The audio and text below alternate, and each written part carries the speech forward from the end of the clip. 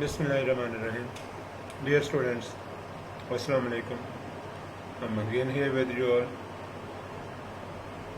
professional practice BS Software Engineering, lecture number 9, Ethical and Social Issues in Information Systems. ये continue है, ये सिलसिले का थर्ड लेक्चर है.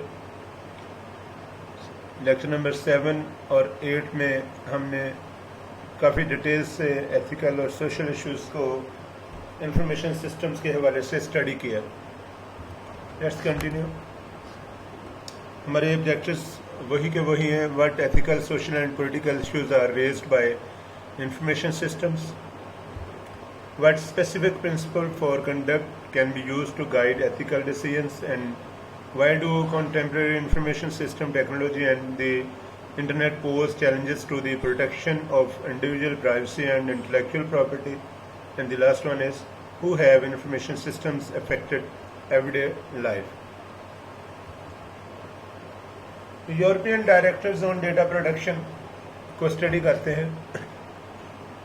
European directive on data protection requires companies to inform people when they collect information about them and disclose how it will be stored and used.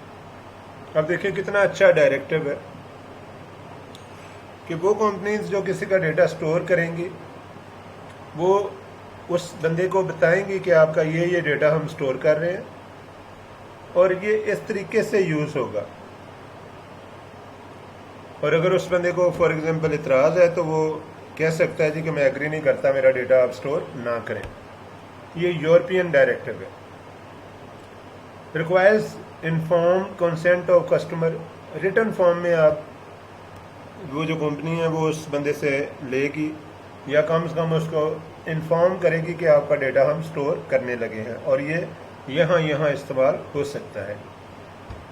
European union member nations can not transfer personal data to countries with no similar privacy protection. Example US, ये हमने last time बात की कि जो European union countries हैं उन्होंने ये rule बना लिया कि वो अपना डेटा जो सा वो यूनाइटेड नेशन जैसे ममालिक को नहीं देंगे क्योंकि वहाँ पे सिमिलर प्राइवेसी प्रोटेक्शन एक्ट्स नहीं हैं.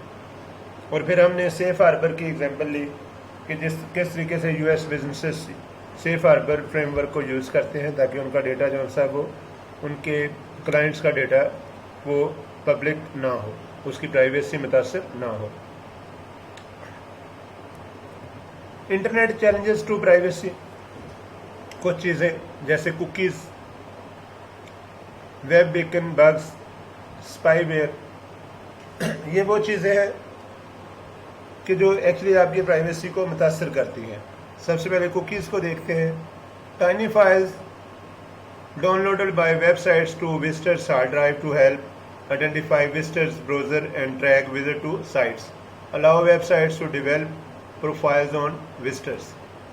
अब ये कुकीज़ क्या है कि जैसे ही आप कोई वेबसाइट विजिट करते हैं तो एक छोटी सी फाइल आपके कंप्यूटर में स्टोर कर दी जाती है. नॉर्मली विंडोज़ या प्रोग्राम फाइल के फोल्डर में या जो यूज़र डेटा है उसके फोल्डर में ये फाइल स्टोर कर दी जाती है. और इसमें इंफॉर्मेशन क्या होती है कि कौन शख्स किस टाइम पे किस रीजन से उसने इस वेबसाइट को विज़िट किया. और फ्यूचर में अगर आप दोबारा वो वेबसाइट विज़िट करते हैं तो वेबसाइट पहले कुकीज़ से डेटा लेती है और वहाँ से वो आइडेंटिफाई कर लेती है कि ये पर्सन पहले वेबसाइट विज़िट कर चुका या नहीं. और ये कुकीज़ कुछ ट्रैकिंग कुकीज़ होती हैं जो आपका इवन के जो ट्रेंड है उसको भी वो रिकॉर्ड करती हैं और अपनी वेबसाइट्स को भेजती रहती हैं जिससे वेबसाइट आपके ऊपर बेहतर फोकस करती है. और जैसे आप वेबसाइट ओपन करते हैं वो आपकी इंटरेस्ट के पेजेस आपको दिखाना शुरू कर देती है. गूगल भी किसी हद तक कुकीज़ को यूज़ करती है. वेब बीकन बग्स हैं. Tiny graphics embedded in email and web pages to monitor who is reading messages. ये बाज़ दफ़ा आपको ईमेल में आते हैं या वेब पेजेस के ऊपर लगे होते हैं जो मॉनिटर करते हैं कि मैसेजेस को कौन कौन रीड कर रहा है. इन्हें हम वेब बीकन या बग्स का नाम देते हैं, वेब बग्स. स्पाईवेयर नाम से ही ज़ाहिर है कि ये जासूसी करेगा. Surreptitiously installed on users computer may transmit users keystrokes और display unwanted ads. यानी या तो ये स्पाईवेयर का काम क्या होता है कि इसने आपकी हरकत और सकनात को नोट करना होता है, और ये स्पाईवेयर जो होते हैं ये बाद में एजेंसीज को या बिजनेसेस को डेटा सेल कर देते हैं, डेटा गैदर करते हैं और सेल कर देते हैं. Google's collection of private data behaviour targeting, ये हमने प्रीवियस इसकी स्टडी की थी कि किस तरीके से गूगल जो है वो हमारे ट्रेंड को नोट करता है. कुकीज़ अपने विजिटर को आइडेंटिफाई कैसे करती है. फॉर एग्जांपल अगर विंडोज़ एक्सपी इंटरनेट एक्सप्लोरर 7 चल रहा है तो कुकीज़ आपके सिस्टम पे आके फाइल की शक्ल में सर्वर से यूज़र पे स्टोर हो जाएगी.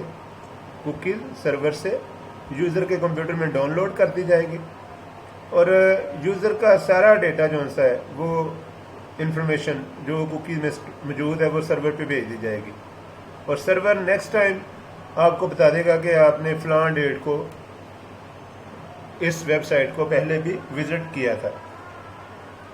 तो नंबर 1 पे क्या होता है, the web server reads the users web browser and determines the operating system, browser name, version number, internet address and other information. यानी जैसे ही आप सर्वर से कनेक्ट होते हैं तो सर्वर आपके सिस्टम मैट्रिक्स जो से वो रीड कर लेता है, सिस्टम मैट्रिक्स, और आप एप्लीकेशन जिसके थ्रू आप कनेक्ट हो रहे हैं उसका वर्जन और वेंडर ये सारा वो रीड कर लेता है. सर्वर के ऊपर सर्वलेट्स होते हैं या ASP पेजेस होते हैं या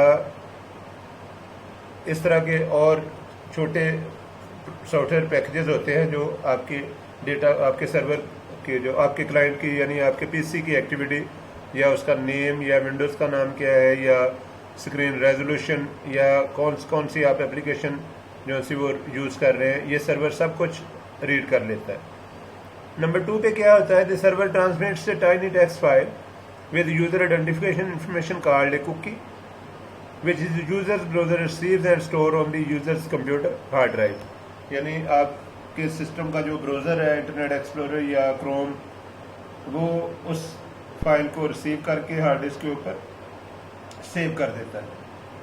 आप इंटरनेट एक्सप्लोरर की प्रॉपर्टीज़ में जाके ये बिहेवियर शट डाउन भी कर सकते हैं, कुकीज़ को ब्लॉक भी कर सकते हैं. Number 3, when the user returns to the website, the server requests the contents of any cookies it deposited previously in the user's computer. अब फॉर एग्जांपल 5-7 दिन बाद आप दोबारा उसी वेबसाइट पे जाते हैं तो सर्वर सबसे पहले वो कुकी डिमांड करेगा और उसकी मदद से देखेगा कि आप पहले कब आए थे इस वेबसाइट पे, तो इस तरीके से वो आपको आइडेंटिफाई कर लेगा.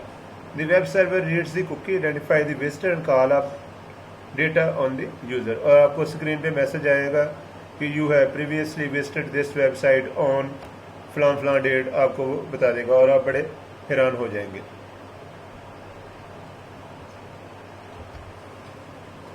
अब मज़ीद आगे चलते हैं जी. US allows businesses to gather transactions information and use this for other marketing purposes. अब जो अगर आप यूरोपियन यूनियन या यूरोप का रूल देखें तो वो बड़ा फेयर है, लेकिन अमेरिकन के पास ये है कि जो वो कहते हैं जी आप बिजनेस ट्रांजैक्शंस जो हैं वो उनको मॉनिटर कर सकते हैं और मार्केटिंग पर्पज़ के लिए आप यूज़ कर सकते हैं.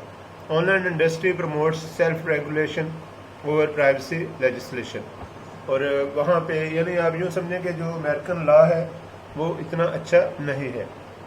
However, extent of responsibility taken varies. Statement of information use, opt-out selection boxes, online seals of privacy principles. यानी किसी हद तक US गवर्नमेंट ने भी मैनेज करने की कोशिश की है, लेकिन जो आपका डेटा है, जो आपकी ट्रांजैक्शन है, जो आप सेल परचेज कर रहे हैं वो इजीली अवेलेबल है, कोई भी उसको देख सकता है. Most websites do not have any privacy policies, और बहुत सी वेबसाइट्स हैं आप उनको विजिट करते हैं उनके ऊपर कोई आपको प्राइवेसी पॉलिसी का आपको टर्म एंड कंडीशन नज़र नहीं आएंगी. आप वेबसाइट के एंड पे जाएंगे ना तो प्राइवेसी पॉलिसी का लिंक होता है, वो आपको मोस्टली वेबसाइट्स पे नज़र नहीं आएगा. इसका मतलब वो आपके डेटा को जैसे चाहे यूज़ कर सकते हैं. टेक्निकल सॉल्यूशंस की बात करें, the platform for privacy preferences, P3P, platform for privacy preferences. ये P2P नहीं है, पॉइंट टू पॉइंट प्रोटोकॉल, ये P3P है, platform for privacy preferences. allows websites to communicate privacy policies to visitors web browser user. यानी अब P3P या platform for privacy preferences ये websites को कहता है जी आप अपने विजिटर्स को बताएं कि प्राइवेसी पॉलिसी क्या है. User specifies privacy policy level design and browser setting. और आप अगर इंटरनेट एक्सप्लोरर में जाएं तो वहाँ जाके आप प्राइवेसी पॉलिसी के लेवल भी सेट कर सकते हैं. यानी आपने इंटरनेट एक्सप्लोरर ओपन करना है, फिर ऑप्शंस में चले जाएं और वहाँ से आप प्राइवेसी पे जाएं और उसके लेवल्स डिज़ायर्ड लेवल सेट कर लें, जिसमें मीडियम लेवल आपके पास होगा. Accepts cookies from first party host sites that have opt-in opt-out policies but rejects third party cookies that use personally identifiable information without any opt-in policy. तो आप medium level जो सा वो वहाँ पे सेट कर लें. इंटरनेट एक्सप्लोरर मेन्यू में ऑप्शंस और वहाँ पे प्राइवेसी ऑप्शंस. अभी जैसे हमने देखा कि रिक्वेस्ट फॉर वेब पेज आपने की किसी सर्वर को, web page connected P3 policy और इसके बाद pointer to full P3P policy, ये सर्वर ने आपको पेज सेंड कर दिया जिसके आपने फिल किया और आपने सबमिट कर दिया. तो इसका तरीका क्या है? The user with P3P web browsing sorted request a web page. The web page serves return to the page along with the compact version of the website's policy and a pointer to the full P3P policy. यानी server अब return करेगा एक छोटा सा software package जिसमें वो उसको agree करेगा. If the website is not P3P compliant no P3P data are return. तो अगर वो कंप्लाइंट नहीं है तो आपको कोई P3P डेटा नहीं आएगा. तो इसका मतलब है कि आप सेफ नहीं हैं. The user's web browsing software compares the response from the websites with the user's privacy preferences. अब वो दोनों डेटा जो सा वो मैच होगा, जैसे कुकीज़ में मैच हो रहा था ना, अब यहाँ पे डेटा मैच होगा P3P के साथ. If the website does not have a P3P policy or the policy does not match the privacy levels established in the user, यानी या तो सर्वर के ऊपर P3P पॉलिसी नहीं है, और अगर पॉलिसी है और वो आपके इंटरनेट एक्सप्लोरर की सेटिंग के साथ मैच नहीं करती तो इट वार्न्स द यूज़र, तो आपको वार्निंग आएगी और rejects the cookies from the website. तो उस वेबसाइट की जो कुकीज़ है वो रिजेक्ट कर दी जाएंगी. Otherwise the web page loads normally, otherwise आपको पता भी नहीं चलेगा और पेज जो सा वो लोड हो जाएगा. तो ये P3P स्टैंडर्ड आप अपने सिस्टम पे इंस्टॉल करें. प्रॉपर्टी राइट्स, इंटेलेक्चुअल प्रॉपर्टी, अब हमारे नेक्स्ट लेक्चर इस पे डिटेल से आएंगे कि किस तरीके से हमने प्रॉपर्टी या कॉपीराइट को या इंटेलेक्चुअल प्रॉपर्टी को हमने ओन करना है. Intellectual property, intangible property of any kind created by individual और कॉर्पोरेशंस. यानी एक तो टेंजिबल प्रॉपर्टी होती है. टेंजिबल प्रॉपर्टी जैसे किसी का घर है या कार है जिसमें आप बैठ के जा सकते हैं. एक इंटेंजिबल प्रॉपर्टी है. इंटेंजिबल जैसे रिप्यूट है या सॉफ्टवेयर को इंटेंजिबल प्रॉपर्टी में लिया जाता है. इंटेलेक्चुअल किसी का कोट है, फॉर एग्जांपल किसी ने कोई मिसाल के तौर पे डायलॉग मार दिया तो वो एक्चुअली उसकी इंटेंजिबल प्रॉपर्टी है या इंटेलेक्चुअल प्रॉपर्टी है. 3 main ways that protect intellectual property. Number 1 trade secret, जैसे for example intellectual work or product belonging to business not in the public domain. Trade secret जैसे फॉर एग्जांपल आप कहते हैं जी कि Coca Cola for example अगर बन रही है तो इसका फार्मूला क्या है, ये ट्रेड सीक्रेट है.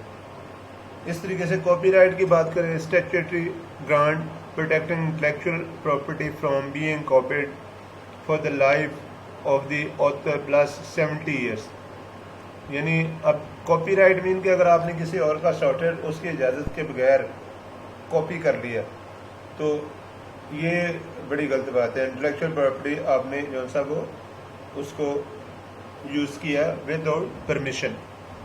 پیٹنٹس ہیں, پیٹنٹس فار ایگزامپل جیسے ڈفرینٹ لوگوز ہیں وہ پیٹنٹ کر لیے جاتے ہیں. Grants creator of inclusive monopoly on ideas behind invention for 20 years, یعنی 70 سال کے لیے کاپی رائٹ اور 20 سال کے لیے پیٹنٹ جو سا وہ آپ کو آپ کے پاس محفوظ ہوتا ہے. پھر آپ اس کو رینیو کروا لیتے ہیں. اور ٹریڈ سیکرٹس تو ٹریڈ سیکرٹس ہی رہتے ہیں جب تک اس کا کسی کو پتہ نہ چل جائے. اب انٹلیکچوئل پراپرٹی کے جو رائٹس ہیں اس کو چیلنجز بھی درپیش ہیں. Number 1, digital media difference from physical media. Example books. اب کو بک چوری ہو جائے تو آپ اس کو تلاش کر سکتے ہیں, جی پیج نمبر فلاں پہ میں نے سائن کیے تھے. ڈیجیٹل میڈیا کے متعلق آپ کیا کریں؟ ایز آف ریپلیکیشن ہو, جہاں پہ فوری طور پہ آپ نے USB لگائی اور پورے کا پورا فولڈر آپ نے کاپی کر لیا. اسی طرح ease of transmission network internet, یعنی آپ کسی کے سسٹم پہ بیٹھے, یار میں نے ذرا ای میل چیک کرنی ہے, اور ای میل چیک کرتے کرتے آپ نے اس کا ایک اہم فائل جو ہے وہ ای میل کر دی کسی کو. اسی طرح difficulty in classifying soft where کی ہزاروں ٹائپس ہیں. آپ کیسے کلاسیفائی کریں گے کہ یہ سافٹ ویئر جو سا یہ کون سا ہے؟ یہ پروڈکشن کا سافٹ ویئر ہے, یہ انٹرٹینمنٹ کا سافٹ ویئر ہے, یا یہ اسپائی سافٹ ویئر ہے؟ پتہ نہیں چلتا. آپ کو یہ نہیں بتا سکتے کہ جو ایپ آپ پچھلے 1 سال سے یوز کر رہے ہیں وہ آپ کا ڈیٹا چوری کر رہی ہے. اس طرح کمپیکٹنیس ہے کہ آپ ہزاروں بکس جو سی ہیں وہ چھوٹی سی USB پہ کاپی کر کے لے کے جا سکتے ہیں. اور اس طرح ڈیفیکلٹیز ان اسٹیبلشنگ یونیکنیس, کس طریقے سے آپ کہیں گے کہ یہ میرا ڈیٹا ہے وہ اس کا ڈیٹا ہے؟ 2 پروگرام ہیں وہ سیم کام کر رہے ہیں, تو کیسے بتائیں گے یہ میرا پروگرام ہے وہ اس کا پروگرام ہے؟ اور اس طرح digital millennium copy right act DMCA makes it illegal to circumvent technology based protection of copyright material. Make it illegal circumvent technology based protection of copyright material. انہوں نے کہا جی اب جو technology based copy right material ہے نا آپ کا جتنا, اس کو آپ نے انلیگل کر دیا ہے, اس کو آپ آگے پیچھے لے کے نہیں جا سکتے. اکاؤنٹیبلٹی, لائبلٹی, کنٹرول, یہ 3 چیزیں جو ہم شروع سے پڑھتے آ رہے ہیں. اکاؤنٹیبلٹی یعنی ذمہ دار کون ہوگا, لائبلٹی کس طریقے سے آپ کے اوپر اس کا اثر پڑے گا, اور کنٹرول کیسے کریں گے آپ کو اس کو. کمپیوٹر ریلیٹڈ لائبلٹی پرابلمز میں مثال کے طور پر if software fails who is responsible. اب یہ بڑا کویشچن ہے. مثال کے طور پہ آپ نے سافٹ ویئر بنا کے دے دیا, فیل ہو گیا, تو رسپانسبل کون ہے؟ If seen as part of machine that injures or harm, software producer and operator may be liable. یعنی اگر تو اس کو مشین کے طور پہ لیں, مثال کے طور پہ if seized as a part of machine that injures or harms, تو نمبر 1 سافٹ ویئر پروڈیوسر یعنی وہ جس نے سافٹ ویئر ڈیولپ کیا, نمبر 2 آپریٹر. اور if seized as similar to book, difficult to hold author publisher responsible. اور اگر آپ کہیں گے کہ جو سافٹ ویئر ہے یہ تو ایک کتاب کی طرح ہے, ہم نے کاپی کر کے دے دیا تھا, ہمیں کیا پتا ہے اس کا, یعنی مشین کے طور پہ لیں تو جس نے بنایا اور جس نے یوز کیا وہ رسپانسبل ہے. اور اگر آپ اس کو بک کے طور پہ لیں تو پھر اس کا جو آتھر ہے اور پبلشر ہے اس کو آپ کیسے, اس کا مثال کے طور پہ ایک بک ہے اور بک سے کسی نے کچھ پڑھ کے اور کسی کے خلاف کوئی کارنامہ کر دیا, تو آپ جو آتھر ہے یا پبلشر ہے اس کو بڑی مشکل سے آپ قصوروار ٹھہرائیں گے, کیونکہ اس نے تو معاشرے کی یا سوسائٹی کی ایک بات کو جو سا وہ بک میں لکھا تھا, کسی نے مس یوز کر لیا تو اب وہ کیا کر سکتا ہے. What should liability be if software seen as service? اور اگر سافٹ ویئر کو ایز اے سروس دیکھیں تو پھر کون ذمہ دار ہے؟ Would this be similar to telephone system not being liable for transmitted messages? یعنی وہ کہتے ہیں جی ٹیلی فون سسٹم کے طور پہ لیں, اور ٹیلی فون ایک اور چیز ہے, اس پہ جو بات ہو رہی ہے وہ اور چیز ہے. یعنی ٹیلی فون پہ آپ اچھا میسج بھی بھیج سکتے ہیں, آپ کسی کو گالیاں بھی نکال سکتے ہیں. تو اس لیے اکاؤنٹیبلٹی, لائبلٹی اور کنٹرول ان تینوں کو ملا کر آپ کو انڈرسٹینڈ کرنا پڑے گا, اور آپ کو یہ ڈیسائیڈ کرنا پڑے گا کہ آپ سافٹ ویئر کو ایز اے مشین لے رہے ہیں ایز اے بک لے رہے ہیں یا پھر آپ اس کو ایز اے سروس لے رہے ہیں، تو پھر آپ ڈیسائیڈ کریں گے کہ کون اکاؤنٹیبل ہے۔ System quality, data quality and system errors کی اگر آپ بات کریں، what is an acceptable technologically feasible level of system quality? Flaws as soft where is economically infeasible. تو وہ کہتا ہے جی کہ آپ اگر بات کریں کہ دیکھیں سسٹم ہر طرح کا بنایا جا سکتا ہے لیکن پھر کاسٹ بڑی بڑھ جائے گی۔ اگر کوئی کمپنی یہ کہتی ہے جی ہمیں ایک ایسا سافٹ ویئر چاہیے فلاں فلاں فلاں فلاں کام کرے، سب کچھ کرے اور ایرر بھی نہ آئے، تو یہ پاسبل ہے ایسا سافٹ ویئر بنانا، لیکن اس کی کاسٹ اتنی زیادہ ہوگی کہ جو شاید برداشت نہ کی جا سکے، اکنامیکلی انفیزیبل ہو جائے گا وہ۔ اور 3 principal sources of poor system performance. Number 1 software bugs errors, جس سافٹ ویئر میں بہت سے باگز ہوں اور ایررز ہوں وہ آپ کے لیے پور سسٹم پرفارمنس دے گا۔ اور سافٹ ویئر باگز اور ایررز اس وقت آتے ہیں جب یا تو انالیسس جو سا وہ اچھے طریقے سے نہیں کیا گیا، یا پھر سافٹ ویئر کو جلدی میں مکمل کیا گیا اور اس کی ٹیسٹنگ نہیں ہوئی۔ ہارڈ ویئر اور ٹیسٹنگ کے علاوہ ٹریننگ بھی اگر نہ ہو تو سافٹ ویئر باگز اور ایرر جنریٹ کرتا ہے، ٹریننگ بھی ہونی چاہیے۔ ہارڈ ویئر اور فیسلٹی فیلورس، یہ بھی ہو سکتا ہے کہ آپ کا ہارڈ ویئر فیل ہو گیا۔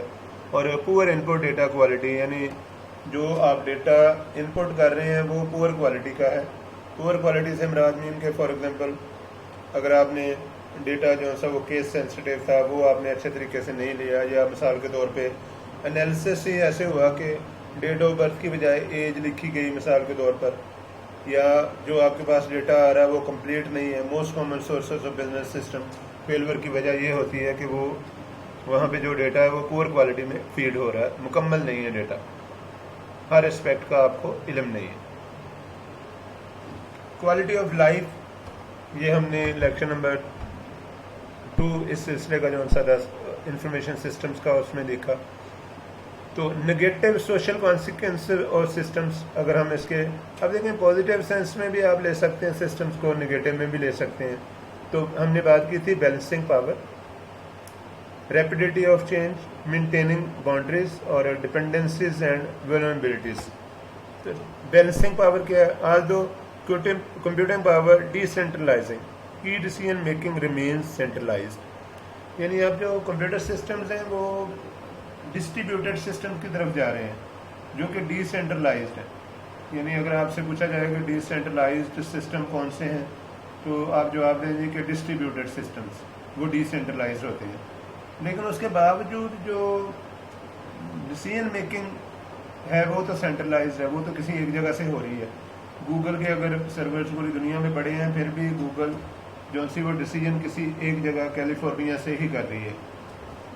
اسی طرح rapidity of change, business may not have enough time to respond to global competition، یعنی آپ کو پتا کمپٹیشن کا دور ہے۔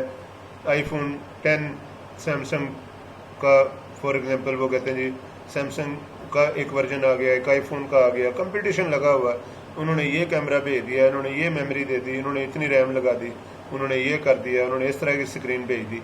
تو ریپیڈیٹی آف چینج کی وجہ سے جو انفارمیشن سسٹمز ہیں ان کا ایتھیکل انالیسس کمپلیٹ نہیں ہوتا اور مورلی وہ پھر کمزور ہو جاتے ہیں، یعنی سارے کے سارے قوانین کو فالو نہیں کیا جاتا۔ Maintaining boundaries, computing internet use lengthens work day, infringes on family personal time, آپ کا سارا ڈسٹرب ہو گیا۔ یعنی ایک بندہ 5 بجے آفس سے اٹھا اور مالک نے اس کو کہہ دیا کہ آن لائن تو سسٹم ہے، یہ گھر بیٹھ کے نا یوٹیوب پہ یہ والا یا گوگل پہ ڈیٹا سرچ کر کے مجھے آپ ای میل کر دینا۔ وہ بیچارہ رات 2 بجے تک لگا رہا اور 2 بجے ای میل کر کے سویا اور اونر نے صبح وہ 7 بجے ریڈ کر لی۔ تو اس طریقے سے جو باؤنڈریز ہیں ان کو ہم نے چھوڑ دیا ہے، انٹرنیٹ نے لینتھن کر دیا ہے ہمارے ورک ڈے کو۔ وہ جو 9 to 5 ٹائم تھا اب وہ یوں سمجھنا 24/7 ہو گیا، 24 گھنٹے پہ چلا گیا۔ پھر ڈپینڈنس اینڈ ولنریبلٹی ہے، public and private organizations ever more dependent on computer systems. جیسے میں پہلے بھی لیکچر میں بات کر رہا تھا کہ बैंक में भी चले जाए ना तो वो कहते हैं वो हमारा जो सर वो सिस्टम शट डाउन है, तो आप ऐसा करें 2 घंटे बाद आ जाएं या किसी और ब्रांच में चले जाएं। तो ये जो डिपेंडेंस है ना, इसने बड़ा काम ख़राब किया है। इंफॉर्मेशन सिस्टम्स ने, अब एक शख्स है वो बेचारा धूप में गर्मी में वहाँ पहुँचा और उसका काम नहीं हुआ, लाइन लगी, वो कहते हैं सिस्टम शट डाउन है, सारे लोग कल आएँ। ये बड़ा बहाना है। यानी मोस्टली जो गवर्नमेंट के अदारे हैं वहाँ पे सिस्टम सर्वर शट डाउन कर दिया जाता है ताकि काम ना हो, लोग जल्दी घरों को जा सकें जो मुलाजमीन है, और जो बेचारी पब्लिक है वो सड़कों के ऊपर वहाँ पे परेशान हो रही है। कंप्यूटर क्राइम एंड अब्यूज़, इसकी हमने बात की कि computer crime commission of illegal act through use of computer और against a computer system. Computer may be object or instrument of crime. Computer abuse unethical act, not illegal. यानी अब जो computer abuse ये अनएथिकल एक्ट है, not illegal.